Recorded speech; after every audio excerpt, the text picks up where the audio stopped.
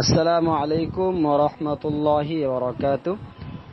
প্রিয় ভাই, আপনি জানতে চেয়েছেন আত্মীয়তা অর্থাৎ আত্মীয়দের পক্ষ থেকে কোনো অনিষ্ট এর সম্ভাবনা থাকলে অথবা তারা যদি কোনো খারাপ ব্যবহার করে তাদের সাথে আত্মীয় সম্পর্ক বিচ্ছেদ করা যাবে কিনা।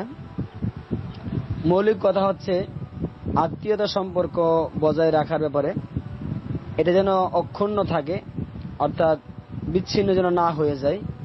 এজন্য হাদিসে খুব কঠিনভাবে হুঁশিয়ারি করা হয়েছে। আল্লাহ রাসূল সাল্লাল্লাহু আলাইহি ওয়াসাল্লাম বলেন, হাদিসটি বর্ণিত হয়েছে বুখারী মুসলিমে, লা ইয়াদখুলুল জান্নাহ কাতিউ রাহিমিন, আত্মীয়তার সম্পর্ক ছিন্নকারী কখনো জান্নাতে যাবে না।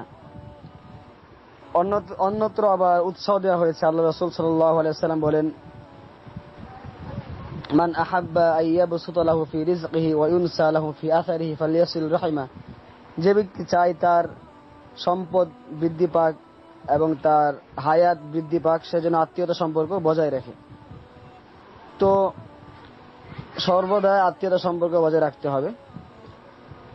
আর আরেকটা হাদিস আছে, লাইসাল ওয়াসিলু বিল মুকাফি ওয়ালাকিন্নাল ওয়াসিল আল্লাযী ইযা কাতিআত রাহিমাহু ওয়া সালাহা। এই হাদিসের অর্থ হচ্ছে আত্মীয়তার সম্পর্ক ওইটা না যে আত্মীয়তা আপনাকে অনুগ্রহ করতেছে, আপনাকে কোনো কিছু উপহার দিচ্ছে, আপনিও দিচ্ছেন। আত্মীয় আপনাকে দেয় বিদায় আপনিও দেন, সে আপনার সাথে ভালো ব্যবহার করে বিদায় আপনি তার সাথে ভালো ব্যবহার করেন। আল্লাহ রাসূল এটাকে আত্মীয়তা সম্পর্ক বজায় বলেননি, বরং বলেছেন আত্মীয়তা সম্পর্ক হচ্ছে ওইটা যারা চাচ্ছে না সম্পর্ক ঠিক থাক, তারা চাচ্ছে সম্পর্ক ছিন্ন করতে, তারপরেও যদি কেউ বজায় রাখে, মানে এক পক্ষ চাচ্ছে না তারপরও আপনি চাচ্ছেন আত্মীয়তা যেন ঠিক থাকে, এইটাকে আল্লাহ রাসূল প্রকৃত আত্মীয়তা সম্পর্ক বলে ঘোষণা দিয়েছেন।